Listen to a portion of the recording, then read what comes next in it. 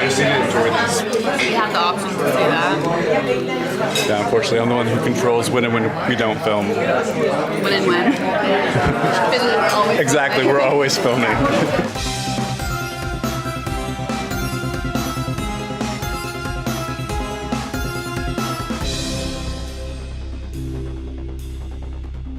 I always give Molly and Anna crap because they always prefer to wander instead of going on a Rick Steves guided tour.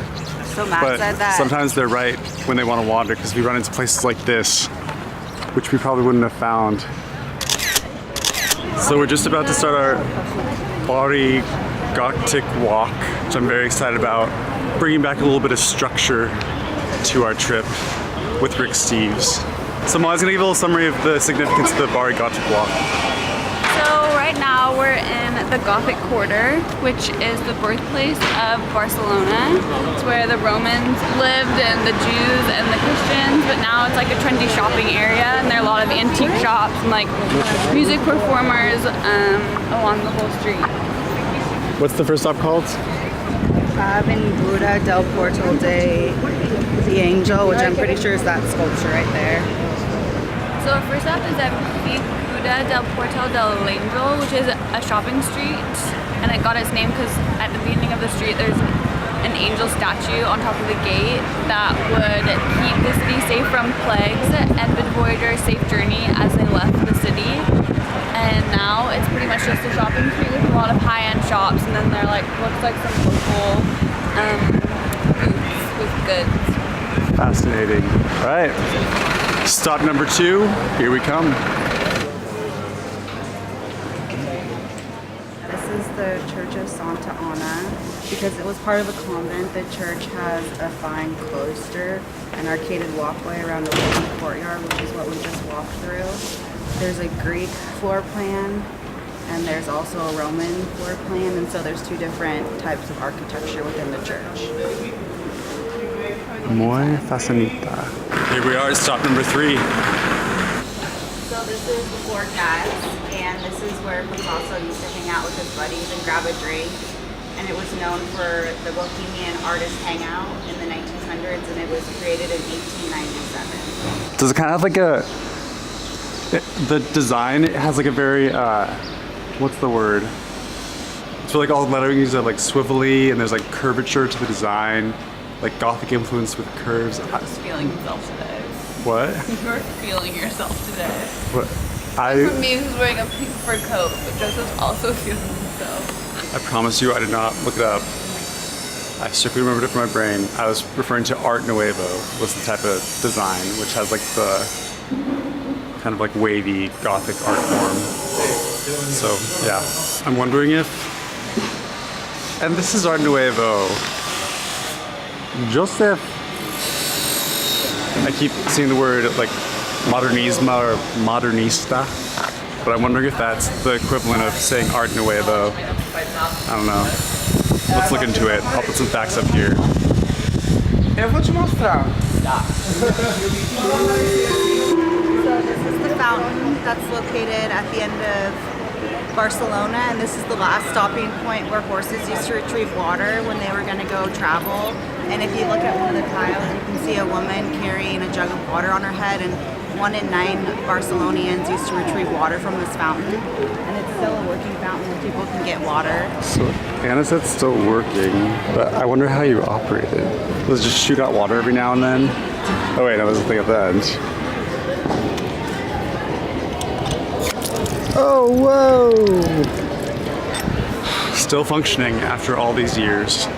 So this part isn't a part of our walk, and I could be wrong, but I believe this is some of Picasso's drawings on the side. I read it in I guess another Rick Steves walking tour in Barcelona. I could be wrong though, but now we're gonna look at the Roman towers right now. This is Plaza Nova. We have to speak really loud because of the guitar. The 2 gold Roman towers. These towers once guarded the entrance gate of the Roman city of Barcelona. The big stones that make up the base of the towers are actually Roman, and those are the original stones. What do you think, Molly? Looking at these Roman towers. Could you guys be like perched on a letter each?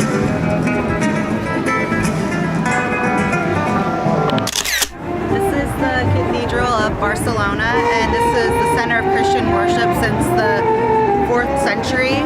And the facade of the cathedral looks like a Gothic motif, but it's actually called the French flamboyant, which means flame-like. The roofline sports the prickly spires meant to give the impression of a church flickering with spiritual fires. I just overheard somebody make a joke that the statue at the top of that church is taking a selfie because she has her arms stretched out and looks like she's like holding her phone up to her face. So this is Casa de la Ardiaca, and as you can see over here, this elaborate carved doorway is representative of Renaissance era. And then to the right of the doorway is a carved mail slot by 19th century modernista architect Luis Dominic Tener. And that's the turtle and the bird slot right over there. And then you can enter the mansion for free. Let's go check it out.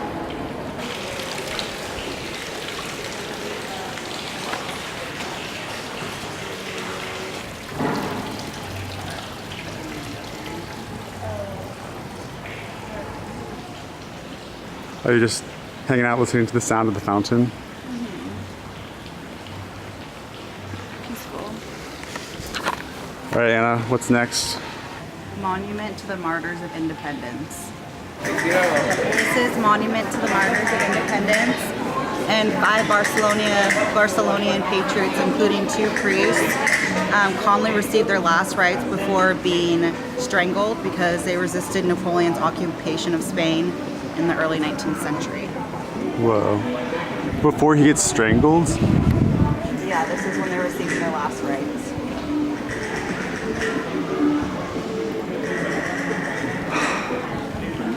All right, what's next? Placa Saint Philippe Neri. All right, let's go. This is Placa Saint Philippe Neri, and this is the playground of an elementary school. And it's often bursting with energetic kids, as you can see over here playing soccer. And the kids are actually speaking Italian. And just a generation ago, this would have been actually illegal to speak this language. And this is the church that Gaudi attended. So why are they speaking Italian? The fascist friends of German and Italian helped bomb Barcelona from the air, and a second bombing followed the first. And this was one of the only places that survived the rubble. Wow. But, so why are they Italians? Italian? Oh, they said Italian. I was like, why are they speaking Italian? After all that fettuccine last night, I can barely squeeze through these streets. We are now in the Jewish quarter, which goes by the name of El Kal, and it means literally narrow passage.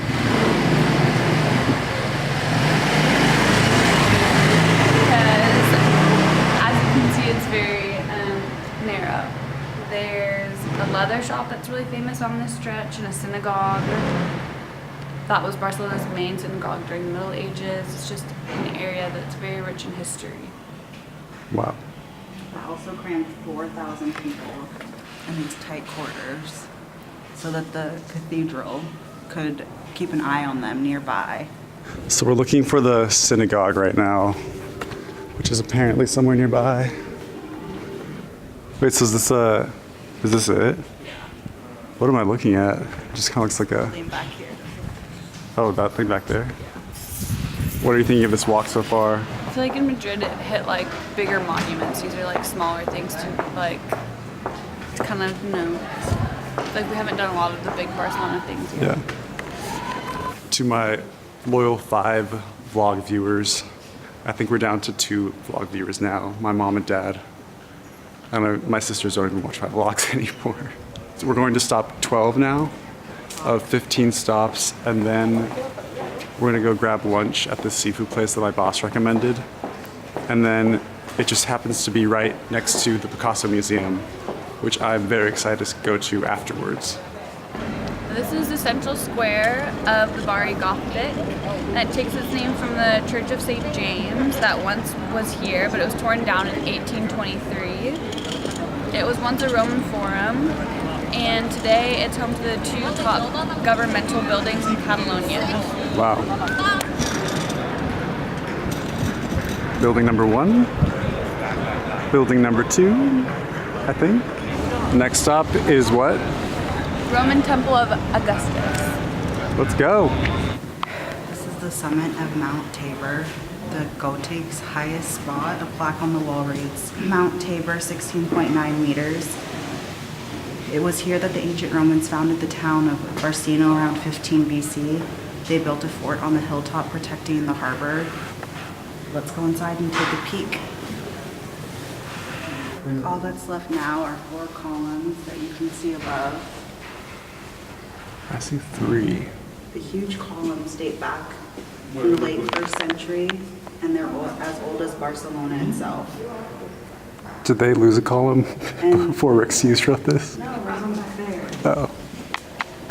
And they were part of the ancient town's biggest structure, a temple dedicated to the Emperor Augustus, who was worshipped as a god. Muy interesante. All right. Skip the Barcelona History Museum. We don't need to go inside, but we should go to the exterior. Placa del Rey, then the History So Museum. where are we right now? Right here. Perfect. So we got 2 more stops, and then it's lunchtime. What? Wait, what? Those guys right there are the super obnoxious Scottish guys that were in the cafe the other day. No, I think they're still talking about girls. I like his jacket though. Okay, so I'll just do real quick because I'll do this and then the Museum of Barcelona. So the buildings enclosing the square exemplifies Barcelona's medieval past. The central section, which is right here, topped by an additional 5 stories, was the core of the royal palace. From the 13th to the 15th century, the royal palace housed Barcelona's counts as well as the resident kings of Aragon. In 1493, a triumphant Christopher Columbus, accompanied by 6 New World natives and several pure gold statues, entered the royal palace. And this is where King Ferdinand and Queen Isabella rose to welcome him. And if you remember in Madrid, there was the painting on top of the ceiling of when he handed them the globe, and this is where it happened. Oh, To the here, right wow. is the palace church, the 14th century chapel of St. Agatha. And to the left is the Viceroy's palace. And it serves as the archives of the crown of Aragon. After Catalonia became part of Spain in the 15th century, the royal palace became a small regional residence, and the Viceroy's palace became the headquarters of the local Inquisition. So behind me is Barcelona's History Museum. This museum contains primarily objects from archaeological digs around Barcelona, but the real highlight is underground, where you can examine excavated Roman ruins. And that concludes our Rick Steves walk for today. Now it's time for lunch.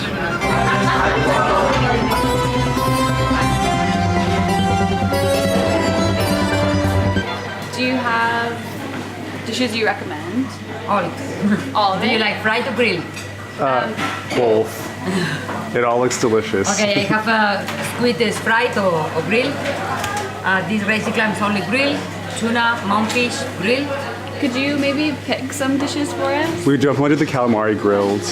Grilled See? for 3 people. Yeah. 3 See? pieces maybe. Okay. Okay. Yeah. What else would you pair with this? The recipe is very good.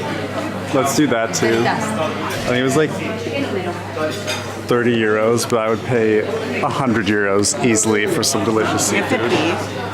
Do I have to pee? Yeah. No, I'm just like pacing because I'm excited.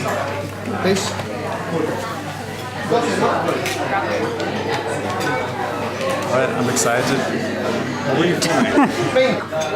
Costume is its own walking tour. There's a walking tour. So it's all there. Photography is strictly forbidden. No photography allowed in the Picasso Museum, which I'm relieved about. You have to come here for yourself. It's just... Alright, it's buzzing. Follow me. Joseph, your back's really sweaty. What? Your back's really sweaty.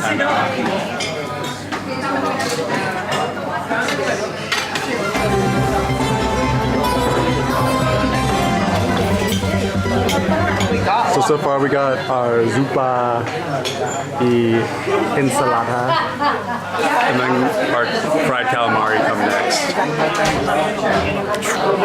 We're buzzing again, so I gotta go back up there.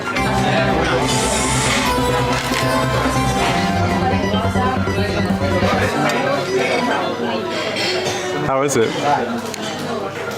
How would you describe the taste?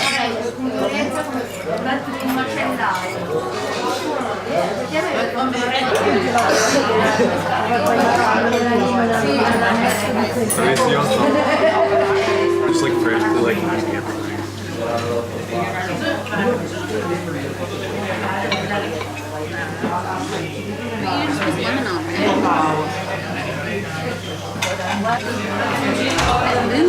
I love it. It's like a fresh fish swimming in my mouth.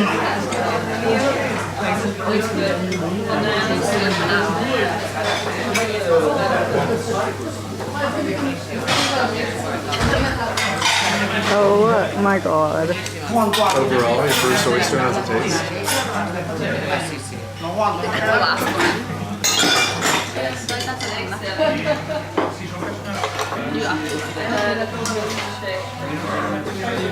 Don't get me wrong, like I would not go out every day and eat oysters. Something like clams I could eat every day. It has a very distinct taste though, but when in Barcelona,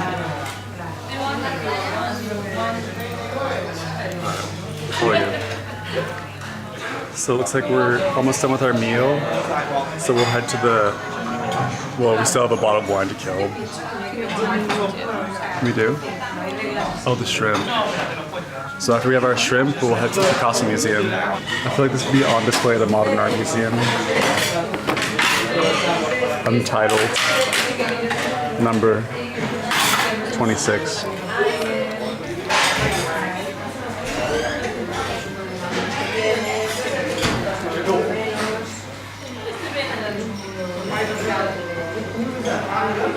Like it's kind of like a dirt flavor. Really?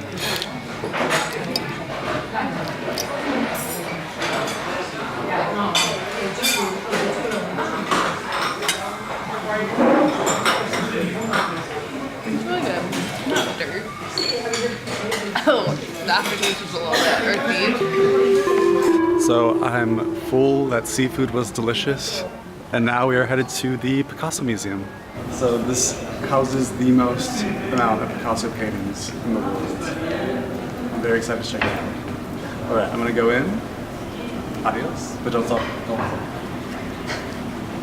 Adios, Picasso. Alright, I just checked out the Picasso. Alright, I actually didn't. It's just that we're running short on time, so I might come here tomorrow and check it out, but Don't tell your viewers that, just lie to them. I cannot. I need to be authentic. That's the most important Okay, thing. we're gonna about go lay this. in the sun. How is that authentic to pretend to go in and out That's then? why, because I'll show them everything. So we just left the Picasso Museum gift shop, and just by going in there, I think Molly and I both said it. If we can find some time tomorrow, we'll try to check out the museum. Those look tasty. But right now we're gonna head over to Park Güell, and yeah, it's just a sunny, nice day, so we're gonna hang out in the sun. So I'll check in with you when we're over there. Ciao. It looks like like in Charlie and the Chocolate Factory, like all the grandparents are like in their beds. Right. As you can see, we didn't make it to Park Güell or whatever it's called. Why can't we go later? Today, you still go today? Yeah. Well, I'll probably go there earlier to get a time lapse. Oh my god. Adios! No. We're gonna have an early sign off to this vlog today. This is our last night where we don't have to wake up early for a flight. But looked at another way, this is our last night to get a good night's sleep so we can fully take advantage of the day tomorrow. This is literally a role reversal because this is usually what I would be saying and you guys would be the opposite. But I just feel like more than half of us want to stay in tonight. alright, Anna, what was your favorite part about today? My favorite part of the day was just walking around and listening to the different musical artist because I feel like Spain, I've just been really impressed with all the musicians on the street playing. And today, in front of the cathedral, there was a really cool group that was just using really interesting instruments. He does got some footage of it. Cut to the footage. My favorite part of today was just the stops on the Rick Steves walk were like interesting, but I'm more just like the in between, like the little.